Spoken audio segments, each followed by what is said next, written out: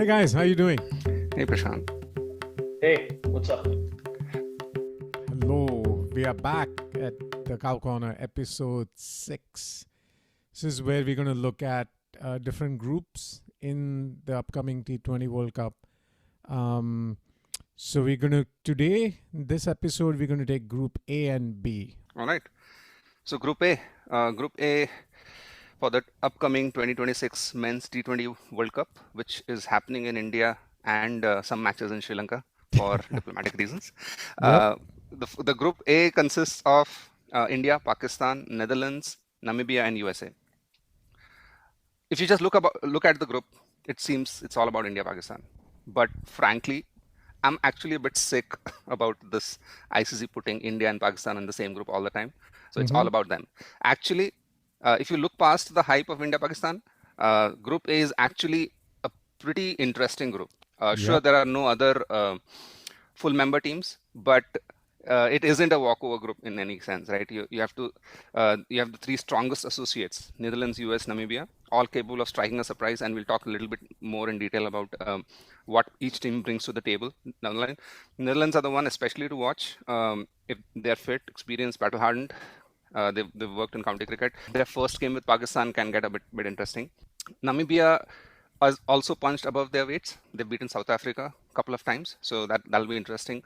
And USA, we know what USA did in their last World Cup, right? So looking forward to this actually games in this group. Yeah, exactly. Let's get into the teams. If we go individually with each team, right? The first team, India, right? We already did a podcast on them, the details about them in episode 4. So we'll skip discussing too Come much on, in detail. let's keep talking about India's squad. Really juicy stuff, but maybe not. We'll talk about maybe matchups and everything, but yeah, Exactly. we did do a deep dive. Actually, interestingly, there might be a couple of injury scares, but Ooh, yeah, exactly. Juicy stuff. Moving on, Pakistan. Yeah, so Pakistan's squad is led by Salman Ali Agha for the last year and a half. And really, they're at the crossroads of their destiny. So Pakistan is still one of the few teams that are yet to announce their squad. And they, in fact, have a 3-match series against Australia just a week before the World Cup. I think they're waiting for that. Yeah. It seems like the question is, are they waiting for that to release the squad? And I guess they are, because like in their last few matches against Sri Lanka, even though Pakistan has played a fairly consistent lineup with Farhan Sahibzada and Ayub at the top, and then Salman Ali Agha coming in at number 3, and Fakhar Zaman kind of coming in at 3 or 4 depending on the match situation, there's still like kind of a lack of clarity in the batting lineup, with Babar Azam playing in matches in November, but being excluded in the most recent matches against Sri Lanka. Although he is playing very well right now in the Big Bash. So let's see what happens with that. I mean, even in the most recent T20 against Sri Lanka, some rando named Khawaja Nafe was playing. Like, what the heck? Who is this guy? Why is he playing so close to the T20 World Cup? Like, what's going on? Maybe he's their trump card. I haven't really seen. So I like searched him up because I saw this guy like in this game, and it's very difficult to find anything about him. Like, so Pakistan's squad is still a big mystery. I mean, if I had to project their squad based on the 2025 Champions Trophy, actually, in the final they did push India a bit. It was a competitive game. We're going to see players like Farhan, Saeem Ayub, I think definitely will be included. Salman Ali, of course. Then I think more newer faces that weren't present in the last T20 World Cup, like Mohammad Wasim Jr., who I rate pretty highly. And then Salman Mirza, who's been playing in many T20s. Mohammad Nawaz, Fahim Ashraf. I think Pakistan is kind of abandoning the specialist fast bowlers like Haris Rauf, Shaheen Shah Afridi, Naseem Shah that were part of their last T20 squad to opt for fast bowlers, but fast bowlers who can also swing the bat. I think their approach is going to be very interesting this World Cup. Whether or not they're actually going to be competitive in India, not in India. I mean, in the In World Cup. subcontinent. So yeah, in Yep. subcontinent. Yeah. So it's just like a very confusing kind of communication going on there. We'll see how they do against Australia, what teams they play against Australia, and then ultimately their squad. I I think they'll probably go back to their pacers. But they haven't been playing. J- They've They haven't been playing. no. So Shaheen Shah Afridi is injured. He got injured in the Big Bash League. So yes, there is a question mark on him. Haris Rauf, I think, is also playing in the Big Bash League or not. But I think, yeah, it's a mystery. Yeah. My opinion is that they'll probably tend to get back their old guard. I think uh, rumors coming out of through their media outlets is probably Rizwan's going to be dropped and Baba's going to make a comeback. So Yeah. yeah, we No, I really don't think don't know. there's no chance Rizwan. I mean, if I had to put anything on it, Rizwan is not going to be part of the squad. I mean, he has after the last 2024 World Cup where he laid basically a massive goose egg. Like, I don't think he's going to be in there. USA, USA. Yeah, let's review Team USA. I mean, the first thing I'd like to tell about them is that they are no longer the pushers they were maybe 10 years back, right? They have a very lucrative domestic franchise, which is just growing leaps and bounds. Yeah. The MLC, the Major Cricket League, it's absolutely thriving. So essentially, what you have now is a bunch of franchisee pros disguised as a national team. Which works for USA, right? That's how the nation has been built anyway. Correct. So, That's the model. but it's interesting to see. Yeah. So basically, they're led by a very strong, capable captain in Monang Patel, and I like the continuity that he has. There have been a few administrative related issues over the past couple of years with the USA Cricket Association, but one thing that has stood consistent is the captain. He's again going to captain them. He did a great job last time leading them in the last World Cup. Who can forget the Pakistan game? But the man to watch out in the team is undoubtedly Andreas Gose.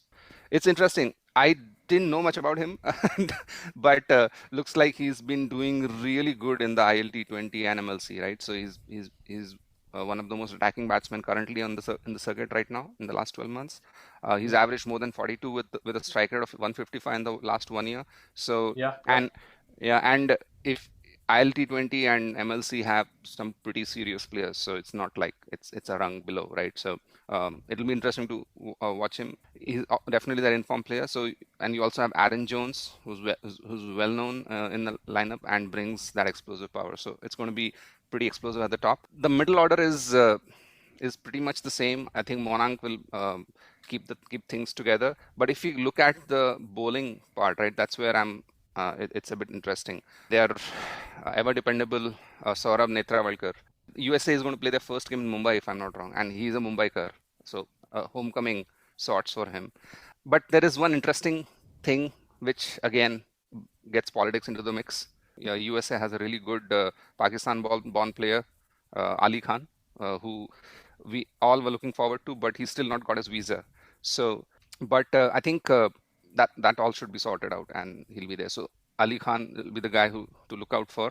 Finally, I think from the team perspective, they are giant killers. Yeah. The reputation that even Netherlands has, which we'll talk about in a minute, but in their recent history, they've proven that they can bite, right? They have beaten Pakistan in the last World Cup, which seems just like yesterday.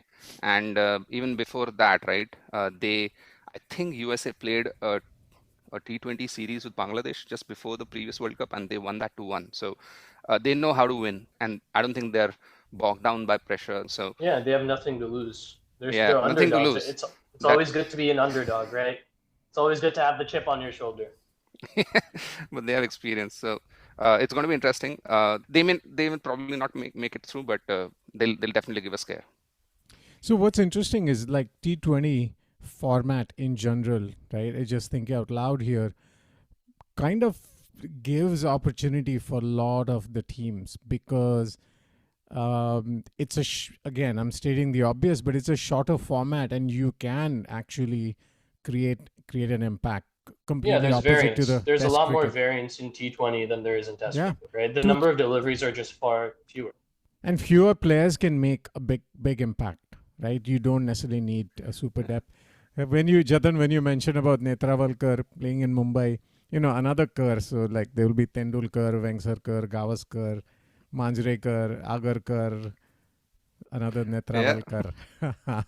So it's kind of fun. And he's And proven himself. I mean, in the past, previous World Yeah. Cup. So I'm really looking forward. He's very miser bowler. I mean, doesn't give away a lot of runs. Yeah. That frustrates batsmen. Yeah. So.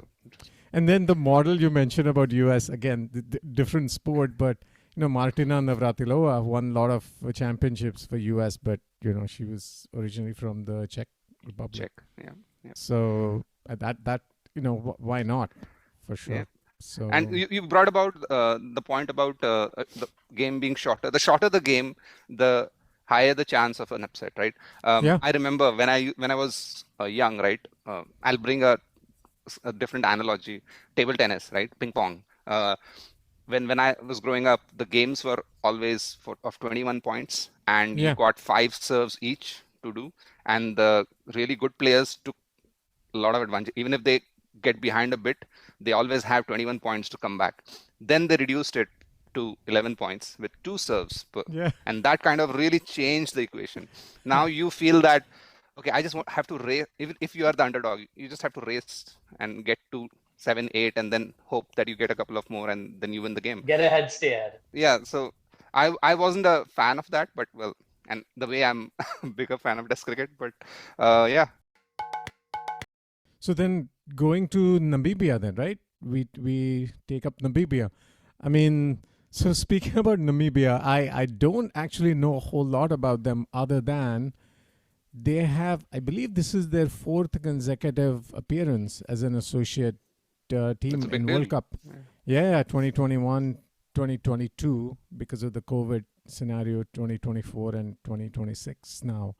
I mean, that's how things start.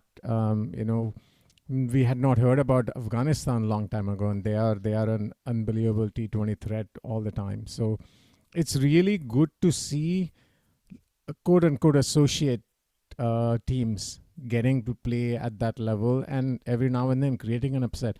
I believe they had made to Super 12 in their first appearance and also beat Sri Lanka in 2022. So there's always a threat of, you mentioned USA in India, Pakistan, but Namibia and USA creating an upset. So I think Namibia, maybe, who knows, right? They might be the Netherlands, what Netherlands did last World Cup. So looking forward to, it's led by Erasmus, Gerhard Erasmus. So I will definitely track them more, during the group. So we'll see how, if they create any upset. So I thought I'll put the trivia at the end, but one of the players from Estonia has the fastest T20 century wow. In T20 internationals. But who's the second fastest? Any guesses? Second fastest T20 we're talking about Namibia. 100. Yeah. No, Gerhard Erasmus. It's Jan Nicole Lofty-Eaton. Lofty-Eaton. I don't know if I pronounced the name correctly. Jan Nicole Lofty-Eaton. Yeah, so he's scored a century in 33 balls. So I believe Sikandar Raza has also. He has, yeah. I was going to say Sikandar Raza, but yeah. Yeah, you could have guessed that, but yeah, since the context was Namibia, I thought I'll just push this in. Looking forward to him playing.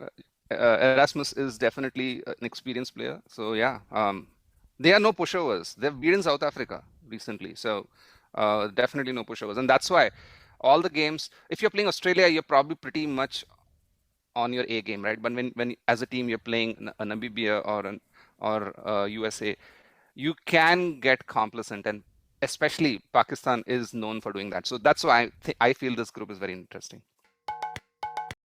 Coming to Netherlands, I call them the giant killers because they have done that time and again. Let's dive into the individual team of Netherlands. A very, very experienced side.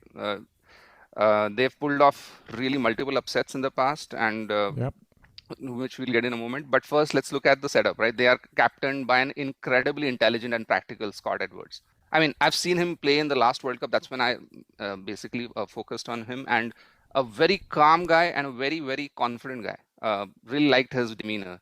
They made a really bold call at the top of the order. They have dropped Vikramjit Singh, who opened for them last World Cup. The selectors, I think, clearly wanted more firepower at the top, so they've brought in somebody called Michael Levitt. Again, somebody who I have not seen, but looking forward to. He's apparently a more attacking option. And then he'll obviously partner with the veteran Max O'Dowd, who also is an explosive batter. So expect firepower at the top, but a little less experience, but we'll see. But the core of their team is the all-rounders, right? The middle order is like everybody bats and bowls. It's ridiculous. And even Scott Edwards is their wicket keepers. Everybody does two things. And that is something which is very interesting about this team. Starting with Bas Dilly, honestly, this guy doesn't need any introduction, right? He just a slight trivia. He's the only guy who's in ODIs who has taken 5 wickets and scored a century in the same game. Very, very strong all-rounder.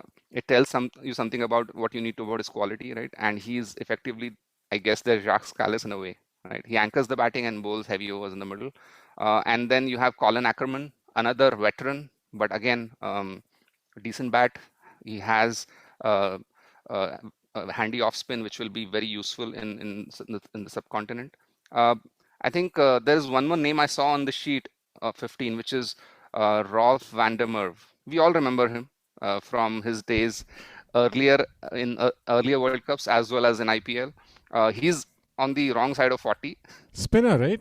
Yeah, spinner. So he is, again, obviously 40 plus, but he is very fit and a decent, good spinner, has a lot of experience playing in the subcontinent and a decent bat also. So I don't know what will their final 11 be, but if he's chosen, he'll probably walk in at 7 or 8 and he can really swing the bat. And finally, the captain and finisher, Scott Edwards, generally one of the best sweepers in the modern game. I read a statistic somewhere that he has its 85% success rate sweeping to spinners. So that's going to be very useful in the subcontinent.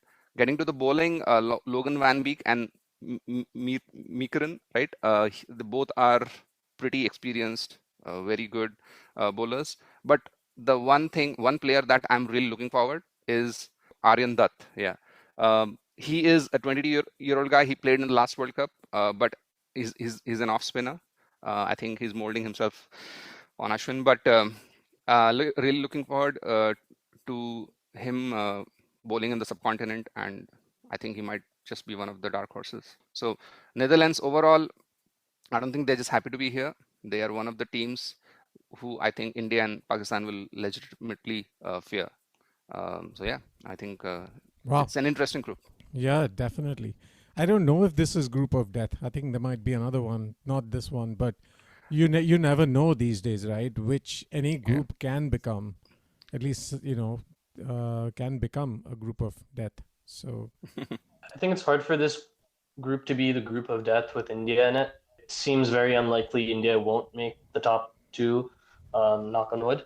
But the other 2 spots, right? I mean, the other spot, Pakistan, Netherlands, Namibia, USA. I mean, they're only playing four games, right? So 3 of them are against one another. So it's gonna be good stuff. Yeah. We're gonna do the key storylines and the matchups. Kind of a 2-parted storyline. So the first part of it is, of course, will the USA repeat the upset? Will they be able to, not just beat Pakistan, but I think it would be considered an upset if they beat Netherlands as well. And ultimately, if they can make the Super 8, I think that would be a huge leap for USA cricket. Yeah. It'll really put USA cricket on the map. So that's going to be huge. And then the other side of the coin is, will Pakistan actually be good finally? Like, will they be able to push through all the turmoil, all the changes in the squad with their new captain and new young players, untested players? Like, will they finally be good again? That's when Pakistan thrives. So chaos. Yeah. So I think those are the 2 things that I'm going to be looking out for. I think I don't want to count my chickens before they hatch, but India, I think they've got this in the bag, at least the group stage part of it. So not really super interested in the storylines there. Maybe how Sky is doing is one, but I think USA can they repeat the upset? Pakistan, will they actually be good? Those are the two ones for me. Yeah, I was thinking Okay. Netherlands, right? There's what Yeah. Netherlands did 2022, what came close to doing it last World Cup. So it's actually fascinating because just being an older generation person, they were hardly used to be upsets, right? And then we started hearing about certain teams, and now there's always some team repeating, creating these upsets. They don't necessarily go all the way to win a championship yet, right? Like Afghanistan last time did that, lost in the semis eventually, like really really badly, which is, but at some point it will happen. The 1983 India ODI World Cup win, those kind of things, I'm sure will happen. So I'm trying to see if Netherlands actually can they take care of Pakistan and USA. I agree, actually. Yeah. I am actually, if I have to rate, yeah, for me, Netherlands is number 2. Def- I think they deserve it. They have the best chance. They have a lot of experienced guys who played county a lot and a lot of T20. So yeah, the first, and interestingly, uh, Netherlands versus Pakistan is the first game of the tournament, right? oh, So nice. Oh, wow. so everybody is going Yeah. to be on their toes. A lot of butterflies in the stomach. I think whoever manages that better, the pressure, and that's where I feel sure they probably are not very familiar with the conditions. Probably Pakistan is more, but first match will be explosive, and I would Cool. I would bet on Netherlands this time. Let's see. Awesome. Yeah, so moving on to our predicted final standings. For me, I think India clearly favored to win all their matches. I think even against Pakistan, we should beat them. Then I think, I know you're taking the Netherlands, Mama, but I think Pakistan will end up finishing in second place with the record of 3-1. Then Netherlands will beat USA and Namibia for 2-2. USA will be 1-3, and Namibia will sadly lose all their matches. In my I prediction. I don't think Pakistan is 2-2. No way. I 2-2 or 3-1. I said 3-1. sorry. I don't think they'll be 3-1. I meant to say they will be 2-2. I think they will lose to either USA or Netherlands. And we'll know that right at the top, right? For Yeah, sure. Pakistan, Netherlands going to win. Awesome.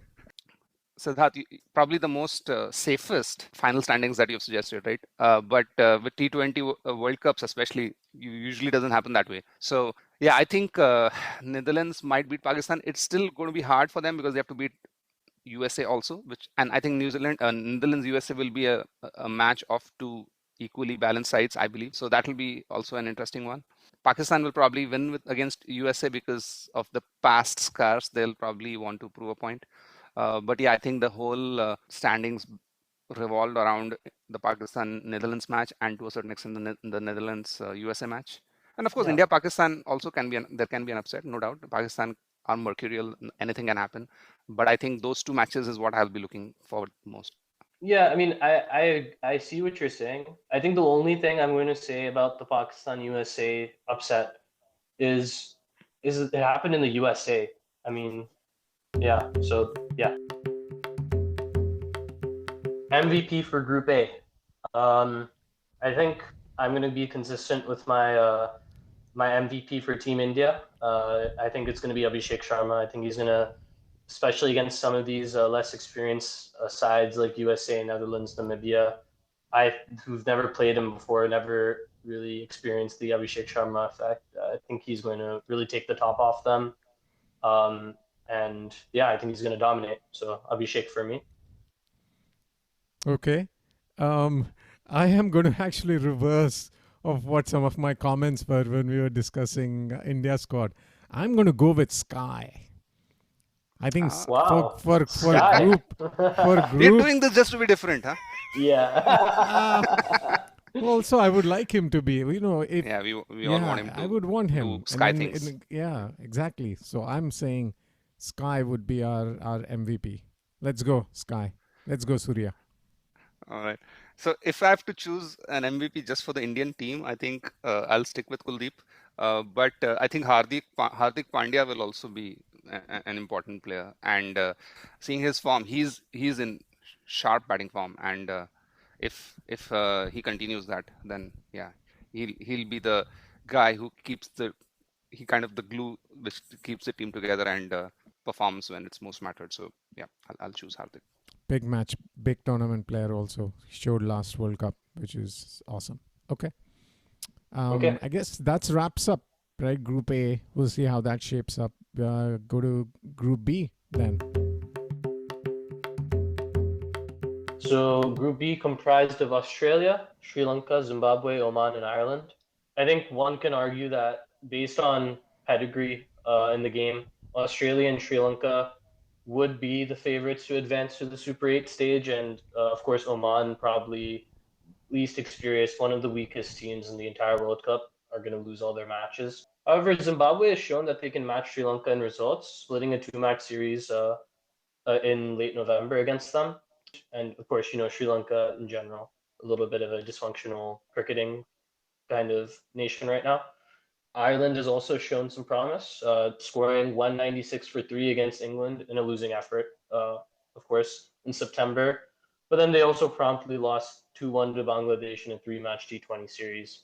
So, although it's kind of a foregone conclusion that Australia is going to win all their matches in this group, I think it'll be interesting to see what method they go about in winning, since they only have one specialist spinner in Zampa, but a few batting all-rounders that can roll the arm over and spin, like Cooper Connolly and Glenn Maxwell.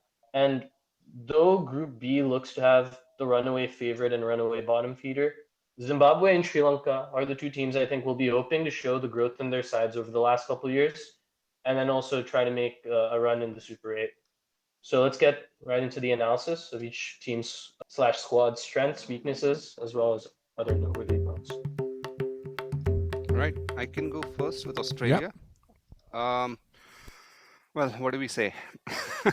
So they are always here to win, and obviously a very, very, very strong squad. Even if they don't have half of their team, they're still there to win, right? And they're still going to win mostly. But I do see an interesting, slightly changed thought process within the team. So I'll get to that.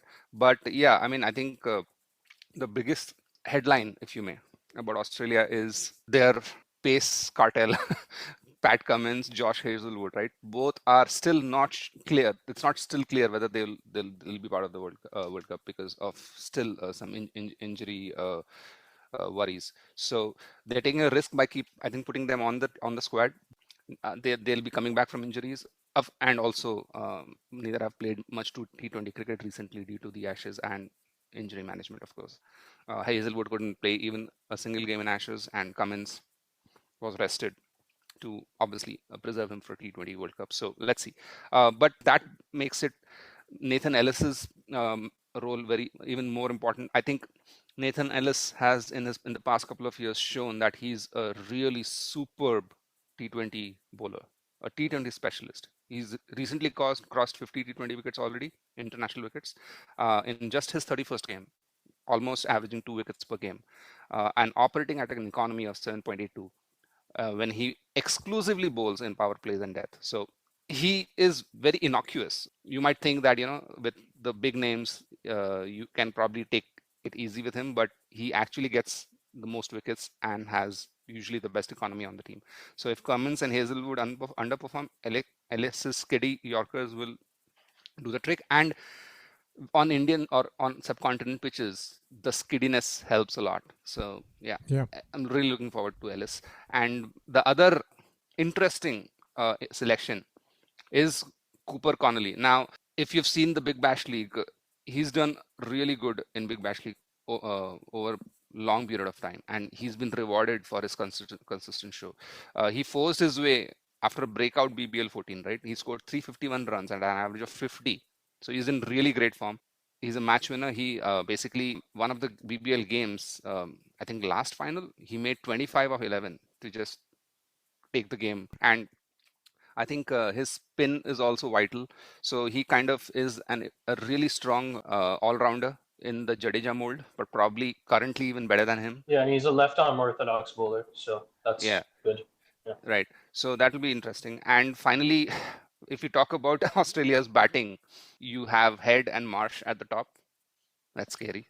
And then you have Inglis and Cameron Green in the middle, which is bad for the opposition. And then you have Stoinis and David to finish it off. And then you'll have Connolly and the likes. So a very, very strong batting lineup, right? Seeing David or Stoinis walk in at 6 or 7. And I'm not even mentioned The Big Show. Maxwell, the Big Show. So, I mean, they have too many options.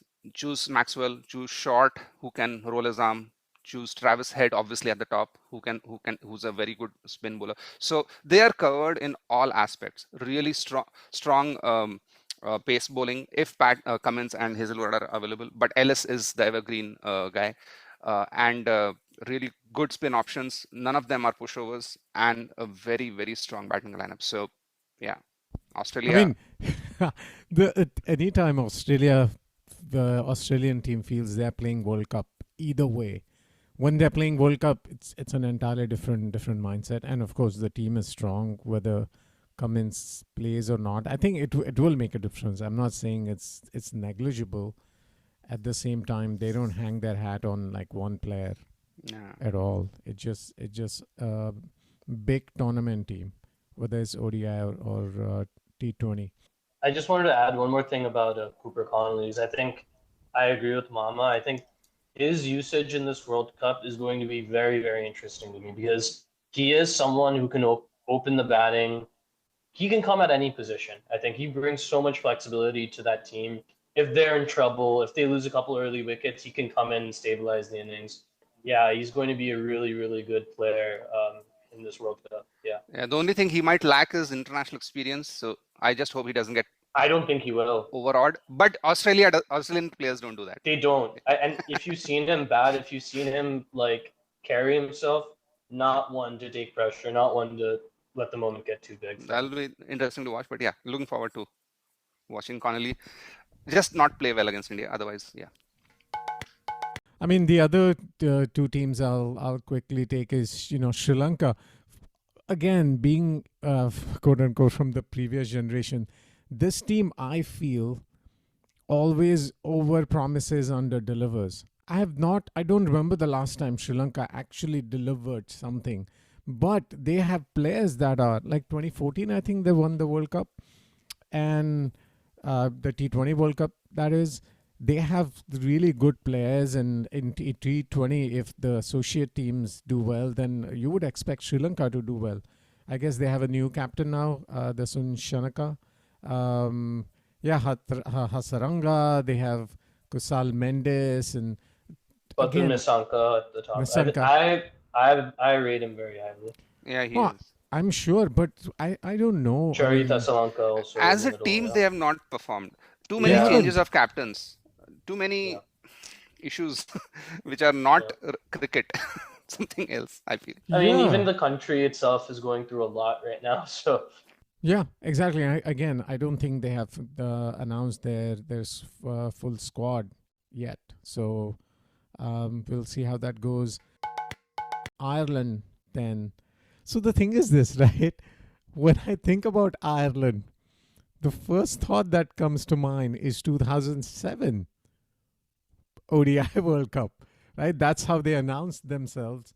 And I guess their captain is Paul Sterling, has been playing since like 2008. So he's been playing for a while. So again, they did beat England in the 2022 World Cup, albeit because of Duckworth Lewis maybe helping them a bit. So that team always has been one of those teams that you feel always threatening, at least can do one or two upsets. They may not go and win the whole thing, but they'll always do some upsets. For me, I always think about they beating Pakistan in 2007 World Cup. Yeah, for me, it's more like the game in Bangalore into the 2011 World Cup, where they beat England, and Kevin O'Brien played one of the best one-day innings I've ever seen. Unbelievable. So, yeah.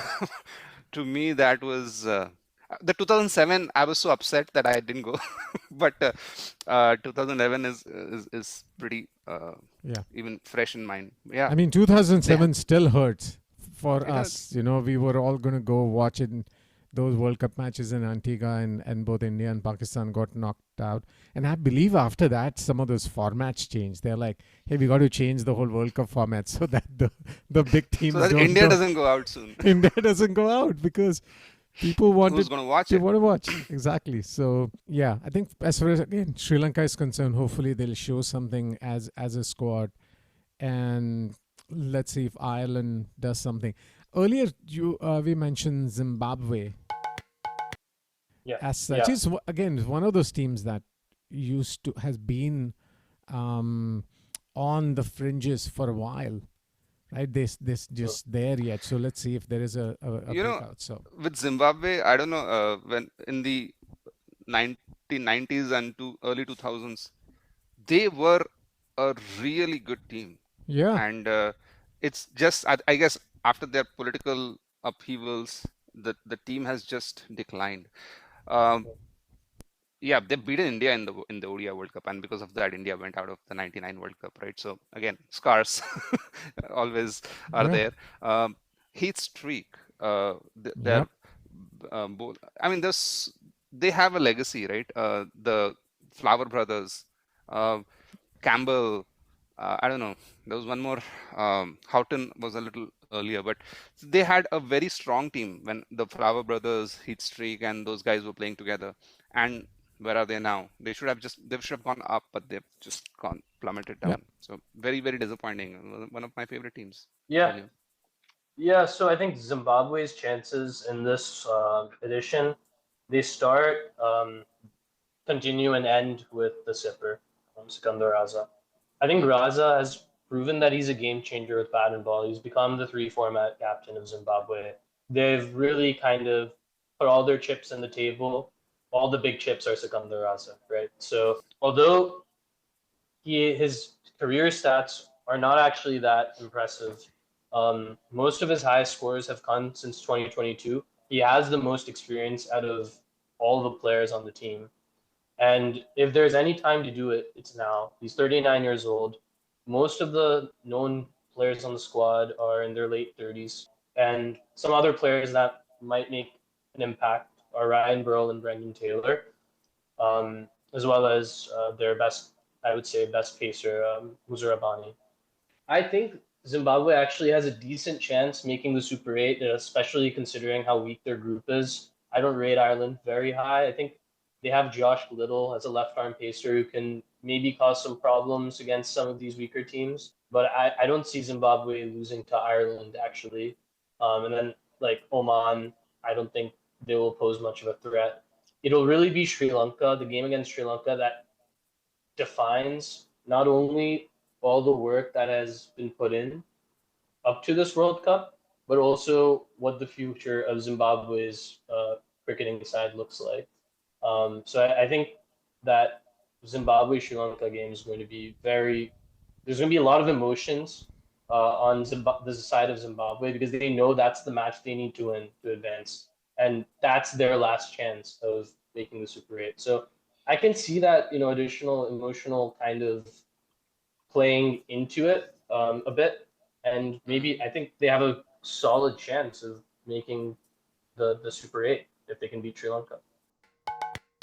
And then I think moving on to Oman, I don't have much to say about Oman. They're led by Jitinder Singh, who's 36 years old now, so he's been kind of around for a while. Then they also have Hamad Mirza, who's a decent wicket-keeping batsman, and then Wasim Ali as a batting all-rounder is kind of their top three players that will probably make an impact. But I don't really expect much from Oman in this World Cup yet. Yeah, but it's a good exposure, right? And it's Of a course, it's a and group. we want teams like this to show Yeah, up. Of course, it's a group where they can fancy their chances against yeah. against It, Ireland maybe, or even Zimbabwe, right? So if they get a win here, I think this is the mm-hmm, group probably where they have the best chance of getting a win, and mm-hmm. that'll improve the prospects of cricket in the country so much. So yeah, maybe an upset here and there might be useful for the game of cricket if Yeah, might be in Oman the cards. brings it brings up an upset. So what do we think are like major storyline for Group B? For me, it's going to be Zimbabwe versus Sri Lanka. That is the most important match to me because Matchup. I don't think Ireland personally has the firepower right now to compete. I could be wrong completely. But I think Zimbabwe versus Sri Lanka is going to determine the second team that makes it Super 8. So I'll be watching that one for sure. Yeah, I agree. That match will probably be the most important match. But between Zimbabwe and Sri Lanka also, I think Sri Lanka is going to 90% of the time win that game. So yes, that's the most important game. But here, I feel there's not going to be a lot for us to see, and there's not going to be a big chance for an upset. But we'll see. Yeah, actually, I was thinking about Zimbabwe. Can they do something, exciting as a I think storyline? it's more romantic than anything else. But we'll see. Fair enough. Most valuable player in Group B. I guess Group B during the group stages. So I'm going out on a limb here. I know. So this is the way I look at it, right? I think Australia, it'd be easy to pick Travis Head or something like that because he's probably going to score a lot of runs. He's probably going to kill the other team, right? But I think maybe it's possible, right, that Australia is so confident they're going to win. They're just going to come out swinging and hitting, and no one player is going to need to like actually carry their team into the next stage, right? So everyone can score 30, 40 runs at like 200 strike rate. They'll score 250 against someone. And yeah, I wouldn't say anybody's the MVP in a team like performance. And I think Australia is going to play like a team. The teams that aren't going to play like teams, I think, are going to be Zimbabwe and Sri Lanka. They're going to be very top heavy. And I think if Zimbabwe is able to make the top 8, it's going to be because Sikandar Raza basically drags them kicking and screaming to it. So I'm going out on a limb. I think Sikandar Raza will be the MVP because I think Zimbabwe will make the Super 8. Oh, nice. I like that left field choice. Yeah, I mean, I wouldn't be surprised. Though, to me, it feels that Zimbabwe will not make it, but it won't be a big surprise. What happened? No, because yeah, they have some match winners, and Raza is a very capable leader and a player, and he actually generally steps up when required. So, yeah. I mean, for me, I just picked Travis Head. You know why I did that? Because Siddharth picked the Travis Sheck, the Sheck of the Travis Sheck. So I'm like, if you're picking Abhishek, then I'm gonna pick Travis Head.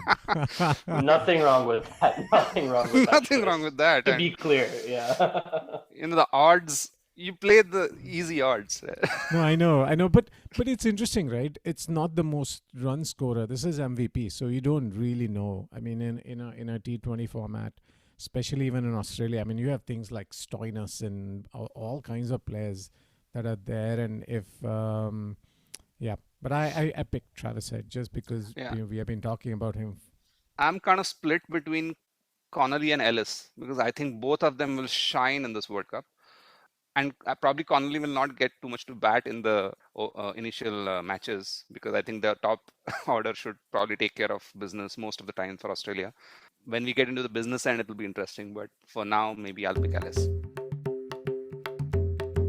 So just to wrap, I mean, at least for me, the final predicted record for each team, I think Australia 4-0, pretty simple. I think Zimbabwe will take care of business against Ireland and Oman, and since I'm going out on a limb here, I think they'll end 3-1. They'll beat Sri Lanka. Sri Lanka will beat Ireland and Oman, but will lose to Australia and Zimbabwe, so 2-2. And then Ireland will beat Oman 1-3, Oman 0-4. So Australia, Zimbabwe, Ireland, Oman, each having 4-3-2, 1-0 wins. Interesting. So, again, slightly disagree, but. I think probably Sri Lanka will come on tops. But if you have to choose between these two matches, I think which will define the groups, right? One is Netherlands Pakistan for Group A and Sri Lanka Zimbabwe for Group B. Which one? I mean, I picked Netherlands and Sri Lanka. I think Siddharth picked the exact opposite. Prashant, what do you think? Yep. Who would I want to, or who would? No. Who's gonna win? Who's gonna win?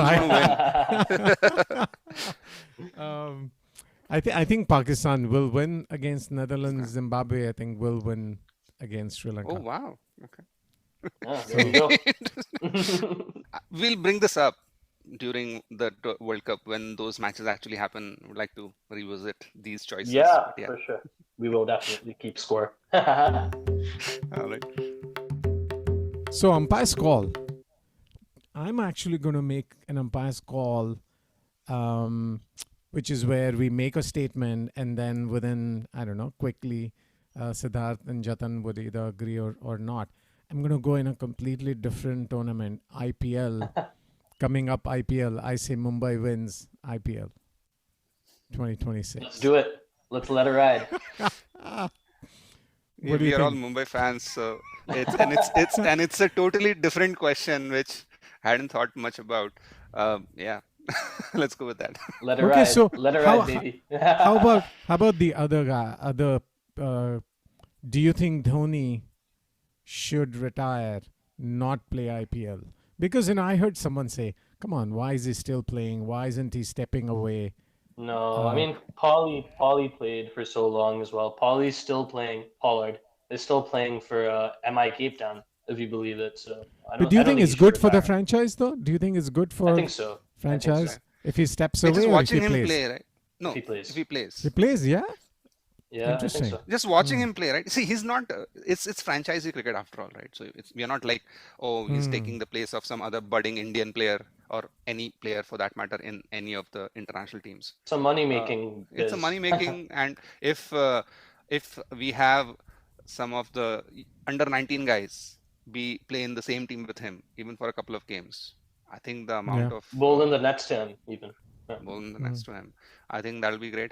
I just hope he's at the top of his game. If he's not at the top of his game, then yeah. Fir maza aayega, huh? Okay, cool. We'll see. I know this is after World Cup, but And I think he's going to be the guy who will step away himself right at the start if he doesn't feel he's performing well enough. So Yeah. So my umpire score, I think if Babar Azam makes the squad, this will be his last T20 World Cup for Pakistan. yeah, I I mean, read. I'm No, he's not only even 30. sure if he's going to make Yeah, this. he's only World Cup. 30. Yeah, if he makes the squad, it'll be his last one. And if I he heard- doesn't, he won't play in another one, basically. I heard you guys say he's doing well in Big Bash, right? Because the other day I saw like a funny meme that said that why is he playing in BBL? Because it seemed the Australians spectators like to watch Test cricket, so they want to see Babar Azam. You're being too harsh. But Yeah. yeah. Again, a great talent. I mean, you think about they were comparing him to Kohli.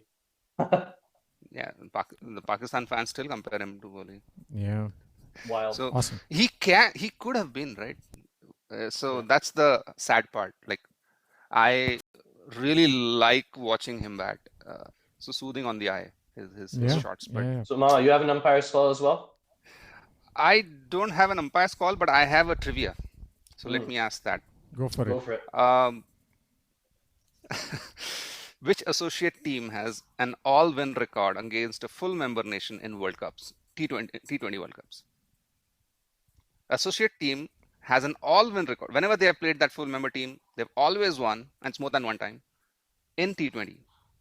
Whenever they have played a particular full member team, or So- any full member team. No, a particular. That's not possible, any full member team. Yeah, yeah. Associates. So there's one associate team which has always beaten one particular full I member know team. this. I know this. Of course, I'm just saying I know this. I think I know this. Oh my God. No, I have no idea. Not coming to me. Which one is it, Jatan? Okay, it's the Netherlands. Yeah, heck yeah. Which team have they beaten always in T20 World Cups? South Africa. No, Wrong. they Can't didn't be beat South last Africa. time. It has They to be didn't only beat one last team. time. It's England. England. Right, England. Yes. So they've played England twice in the World Cups and they won. So that's why England. When we're talking about England in the next session, they'll be happy they're not. Yeah, In really Group dodged A. a bullet. Yeah, I have to But say I had that heard was an about this interesting and one. I'm like, yeah. Good one. There's always one. these nuggets. So, Do you guys want to try out this new segment? yeah. the segment name that I came up with was a selection committee. So Ooh. I'm going to give you two players. You're going to choose one of them, and then I'm going to give you another player, and then we're going to kind of go through it. So we're going to start with batters, and we're going to start with Baba. So first, Patum Nisanka or Babar Azam? Babar Azam. Okay. Babar Azam or Sky? Sky, of course. Sky or Mitchell Marsh? Sky. Sky or Travis Head? Sky. Sky or Abhishek Sharma? Abhishek Sharma. Okay, so Abhishek Sharma, that's the winner. Interesting one. So, Okay. I'm glad you didn't ask me why I chose. oh, I mean, you can No, say no. if you want to say it. No. With gut feel. Yeah, gut feel. Okay, so Mama, you're gonna do the bowlers, okay? Mhm. So first, we're gonna do Shaheen Shah Afridi or Adam Zampa. Zampa. Adam Zampa or Wanindu Hasaranga. Zampa. Adam Zampa or Patrick Cummins. Zampa. Adam Zampa or Kuldeep Yadav. Yadav. Ooh. And Kuldeep Yadav or Varun Chakravarti. Wow. That's a tough one. Yadav. Yadav. Yeah.